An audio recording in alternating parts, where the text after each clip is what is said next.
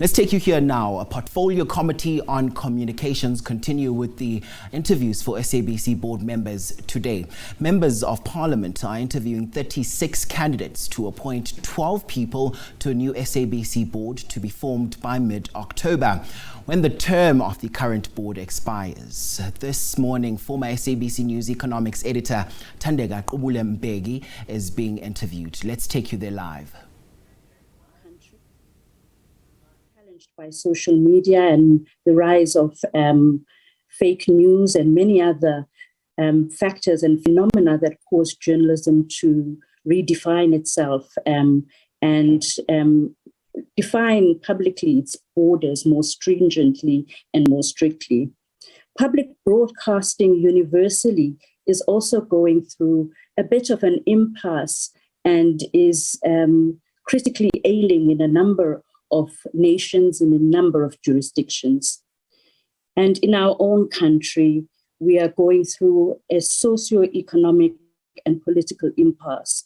And the SABC has a crisis of its own, given the massive drop in audiences and the concerns about governance and other things flagged by the Auditor General, as well as concerns about its going concern status. So my concerns as a person and my purpose as a professional and as an activist for social justice is that we may find a way to unite as stakeholders in public broadcasting to cross the river of the many impasses that we are faced with and the multiple dimensions of the crisis we face, and that we can unite across sectors and find a way forward.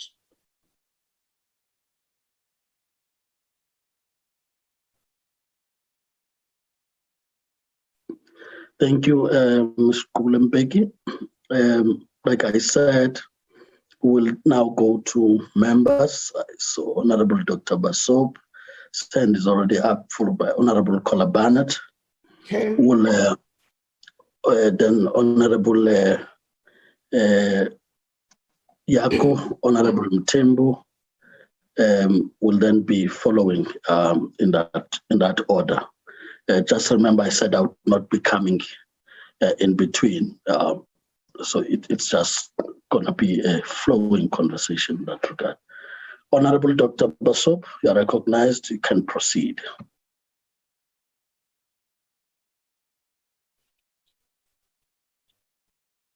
Thank you very much, Chairperson. Thank you very much, Ms. Gqubule-Mbeki. Thank you very much with your intensive kind of presentation to us and the experience that we have within the industry, which is very much interesting. But I think some of us might have heard about the story with SABC, but can you briefly tell us exactly why you left SABC? There are three reasons why. All of a sudden now you... Yeah, allow me to finish the question and get back to you. Honorable Basop, Honorable Dr. Basop. Honorable Dr. Basop.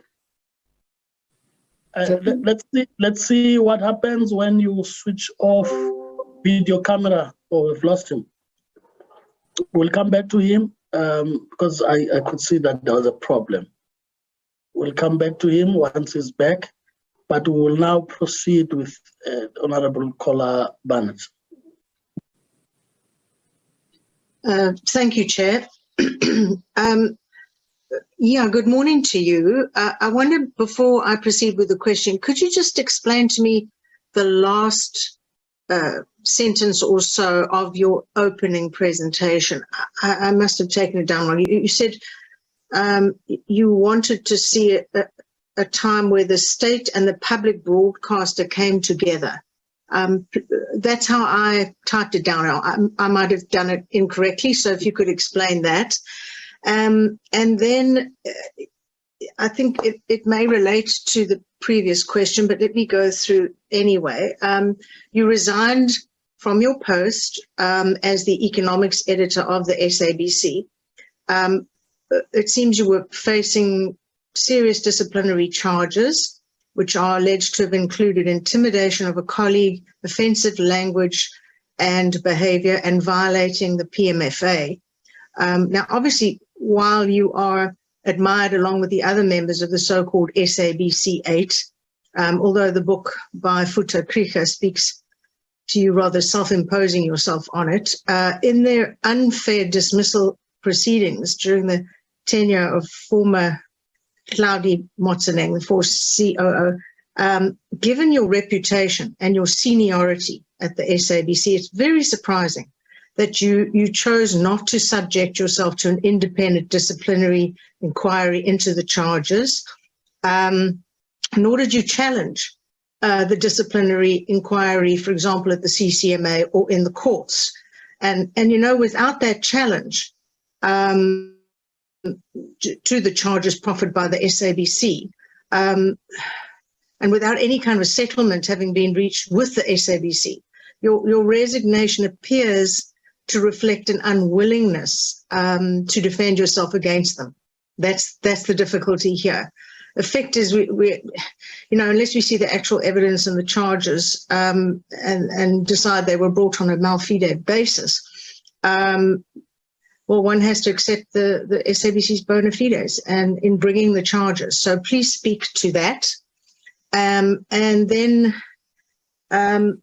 your plans to change the SABC should you be on the board. What changes would you look to introduce or to stop, specifically to protect the independence of broadcasting, the independence of the newsroom without political interference, especially in the run-up, obviously, to the next election. And the SABC now, of course, is competing enormously in a very difficult space. As you quite rightly said, hugely dropping listenership and viewership audiences. In-depth programs are being scrapped. In fact, there's very little content, despite the fact that 800 million is sitting there untouched. And there are major issues. So what would be your plan to turn that around, not only financially, so that's one area, but also in relation to the revelations of the Zondo Commission about corruption within the SABC. Also, please address the issue of the 600 or well over 600 who were, well, they say laid off and retrenched. They were retrenched, they were fired, and taking with them huge expertise, which now the SABC finds they're missing, and very little product is coming out, no local content's being produced. And so now they're advertising for over 400 to come back to fill those positions that they had emptied. And yet there's no sign that they had offered any training to the over 600 that they got rid of to fulfill new requirements, which they allege the new 400 and something will fill. So please just speak to that. And I may come back a bit later. I thank you, Chairperson. Thank you, Honourable Collar Barnett, for the opportunity to explain. I will start with the issue of my resignation, and perhaps I should start with my last statement regarding the state of public broadcasting. I have had 3 tenures at the SABC. I was recruited by Quentin Green in Dakar, where the SABC leadership at the time, during the crossover to democracy, were considering how to transition the broadcaster back into being a public broadcaster, which has an arm's length relationship to the state and an arm's length relationship to commercial vested interests, and to place the broadcaster along Rifian principles. And the Wrightian principles were universal access, talking to citizens as equals, and that was very necessary given the apartheid period that we were emerging from. And the third part was talking to citizens as citizens and not as consumers, and ensuring the independence of the board and the executive from the state and commercial vested interests. Protection of children, the poor, the weak, in public broadcasting. Public broadcasting, as we envisaged it at that time, was supposed to operate like a, how can I explain it? Like a New York bus. It was supposed to bend and kneel for the weak so that all could climb on. And it was supposed to have a deep concern for the poor. The promotion of languages universally is one of the biggest roles of public broadcasting, and the sustaining of citizenship and therefore universal access. The promotion of education and learning, and the support of the artistic industry. So I had worked at PBS in New York by the time I met the SABC leadership, Quinton in particular, in Dakar, and approached them, and I said, I would love to come home, because when I was studying in New York and working at PBS New York, I had fallen in love with the ideals of public broadcasting. So I came back, and that was my first tenure. I left the SABC the first time to join the President's office to work on RDP communication for development. So public communication has always been my deep interest. The second tenure was, I was a part-time employee at a weekend live in particular. It's part of Morning Live. It was then. And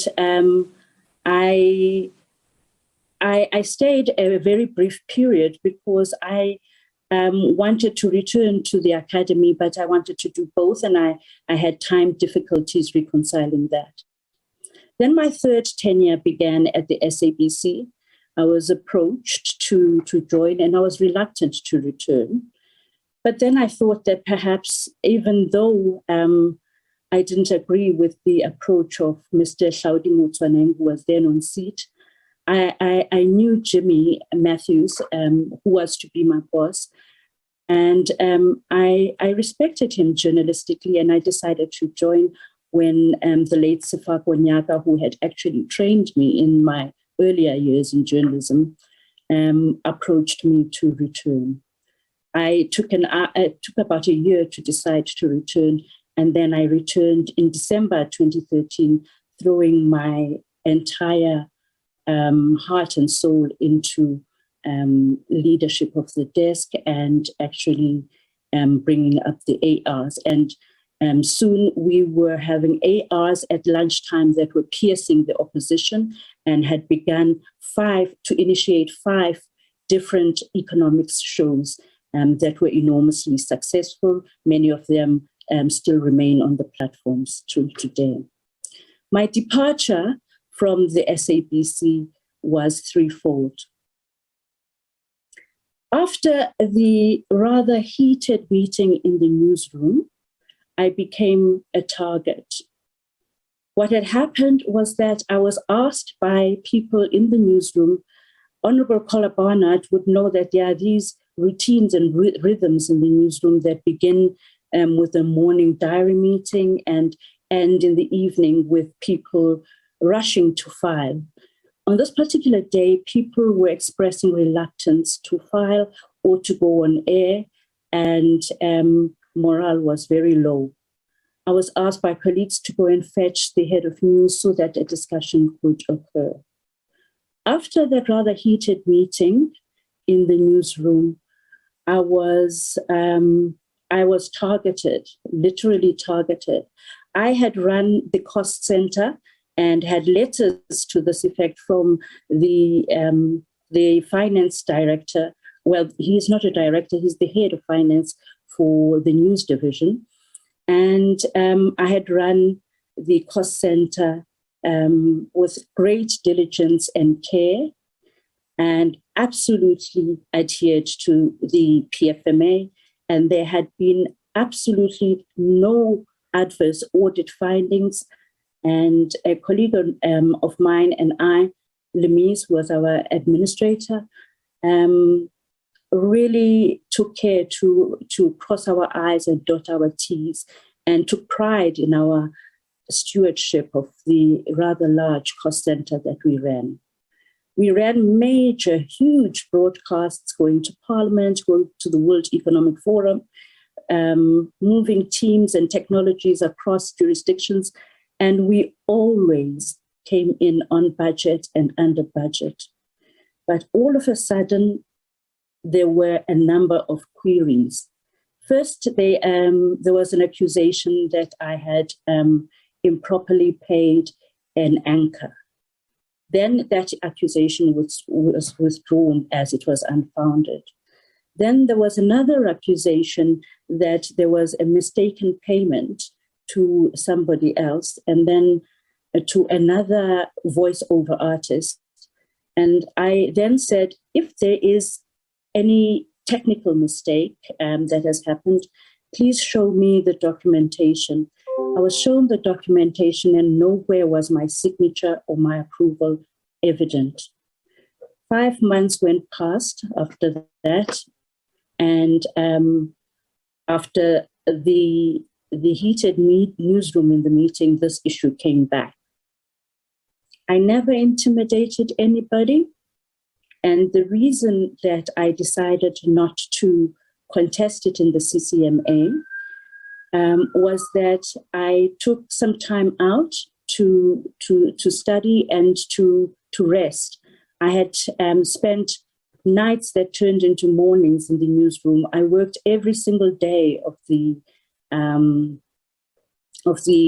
lockdown, and it had begun to take its toll on my physical health, and I went in for an operation and decided to recuperate, and was advised by my doctor to actually step away, take another look at what is happening, and study again.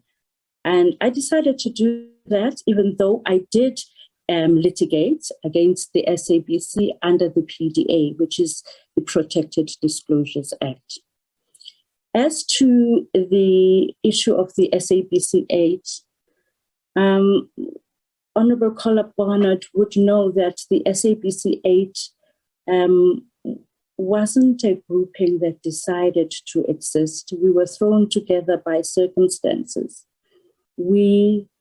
I was the first to object to a decision to ban violent protest coverage.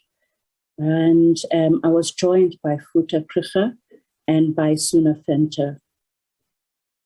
Futa and I still continue to enjoy a relationship, and I have the greatest amount of respect for him.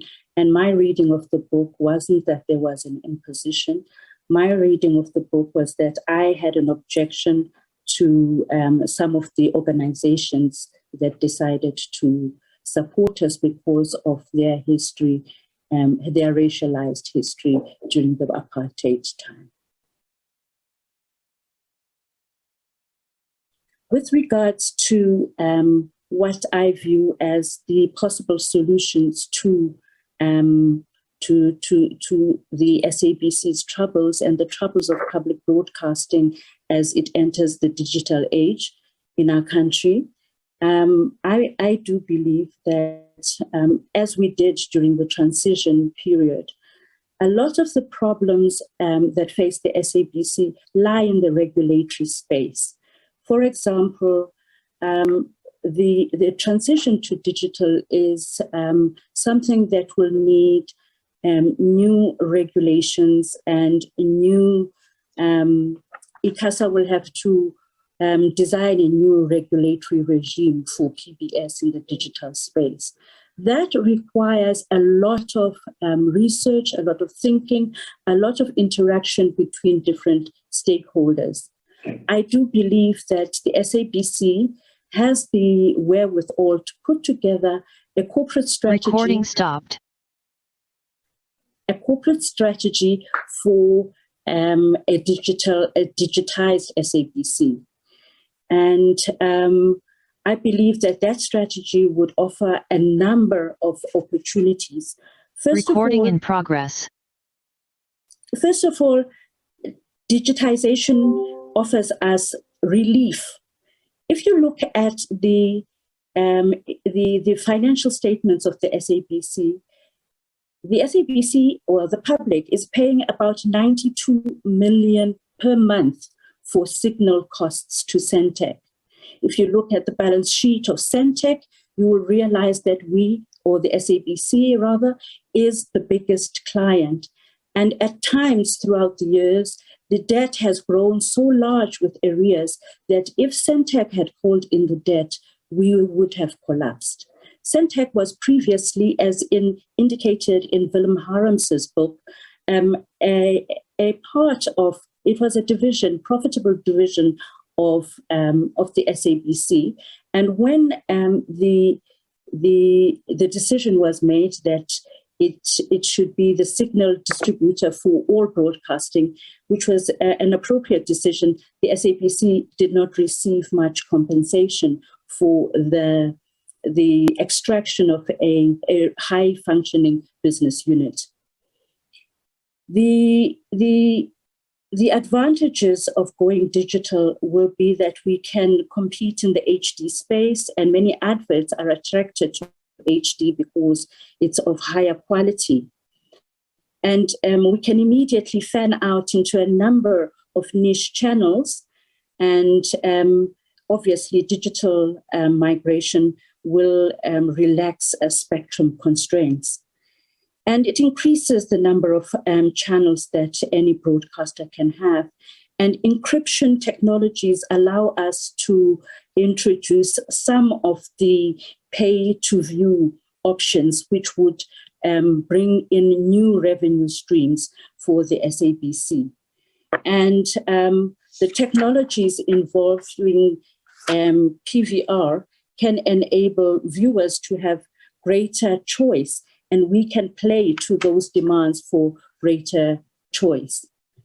We would have greater programming options and increase our commissioning of programming, especially our programming of local content, and we'll be able to win back through programming both advertisers and audiences. Because we'll also be able to package our channels much better. The beauty of looking at a state broadcaster like CCTV, I didn't look at CCTV because of its ideological inclinations. I looked at it because of the nature of the business opportunity. Between 2005 and 2010, the Chinese government had decided to migrate to digital, and they, province by province, migrated to digital. And they went to a regime that offered direct-to-home services, where you would pay for your digital television services as you would pay for water or electricity. Now, I'm not advocating necessarily that for South Africa, as I would have concerns about the socioeconomic profile of our country and its appropriateness for that. However, the beauty of CCTV is that it has 50 digital channels, and it's able to preserve languages. For example, you'd have one channel for one language.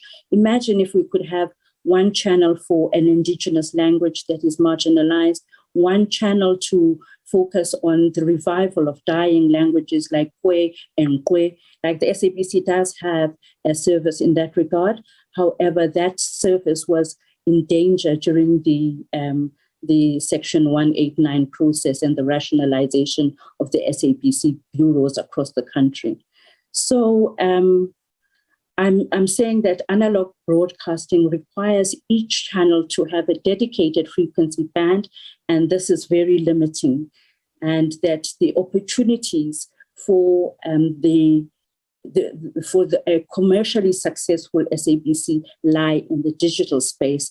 However, we would have to find unity in the form of an agreement between the department, the SABC, ICASA, and the process would perhaps have to be led by yourselves as Parliament to mediate different interests so that public broadcasting, which the country desperately deserves, can have a future in our country. I also believe that the SABC must be spared a thought, because the current funding model is not viable. It makes the SABC leadership look as though they were on a fool's errand. And if we do not change the funding model, this parliamentary committee will have to unwind many boards after failure to perform commercially. The TV license regime is not working, and there is talk of replacing it with direct-to-home, a sort of a household levy. Now, household incomes have been devastated by 2 successive recessions. We were entering a recession before COVID devastated our economy. Household incomes have been blighted in our country. And if we impose some kind of household levy, we will be in trouble with our universal access goals, and we may crowd out the poor. So just as Quentin Green had expressed that we need to replace the TV license regime with something that accommodates our socioeconomic climate and still maintains our duty to uphold citizenship and universal participation in the dialogues of our country through the airwaves. So yes, and the pay-to-view options of digitization are enormous and would increase our capacity to have revenue streams. But I also believe that on some of the channels, the price should be set at 0 to enable viewers who would be crowded out by price ceilings to still have quality public broadcasting. What I did when I was studying... Yeah. I'm saying as you wrap up. Okay, I will do so soon. When I was studying the public broadcasters of other nations and how they are funded, the issue of sports rights also came up. There are countries that ring-fence legally sports rights to ensure revenue from advertising and other kinds of revenue that accrue to those who hold, to broadcasters who hold sports rights. So there are some countries that, especially South American public broadcasting regimes, do ring-fence sports rights for public broadcasting, because this is a big money spinner for public broadcasting, and it can provide much needed revenues.